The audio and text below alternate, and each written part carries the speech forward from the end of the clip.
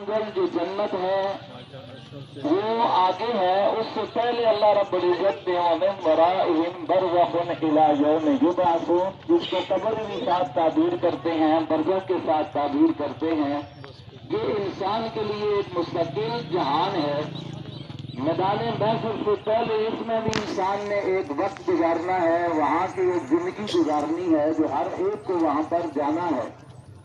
الموت قدح كل نفس شاربوها والقبر باب كل نفس داخلوها.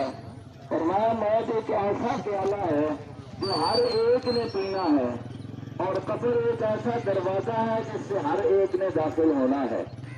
ہمیں اپنی قبر کی فکر کرنی چاہیے. آج ہم جس میت کے جنازے پر شام آئے ہوئے ہیں، ہمیں یہ نظر آتا ہے کہ جو نبی علیہ الصلوۃ والسلام نے فرمایا کہ جب انسان چلا جاتا ہے، دنیا چھوڑتا ہے، تو ساتھ اس کے مال بھی ہوتا ہے، اس کے رشتے دار بھی ہوتے ہیں، اس کے ساتھ اعمال اور ایمان بھی ہوتا ہے.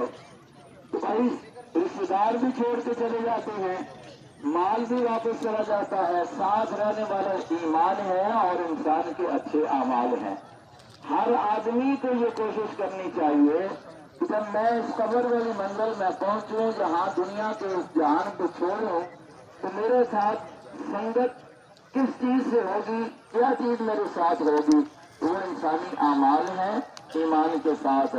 ہر آدمی دنیا میں اپنی قبر کے لیے ذخیرہ لے کر اس کو جانا چاہیے، اور اس کے لیے یہی ہے الحمدللہ جو ایک دینداری کا راستہ ہمارے بزرگوں نے ایک بڑوں کے لیے اپنی اصلاح ایمان کی، اپنی اصلاح اعمال کی جو ایک طریقہ کار ہے بڑے لوگوں کے لیے، ایک ہے دینی مدارس، اور اس کی حد پر ایک جو ہماری تشکیل کی صورت ہوتی ہے جماعت کی افراد کے لیے.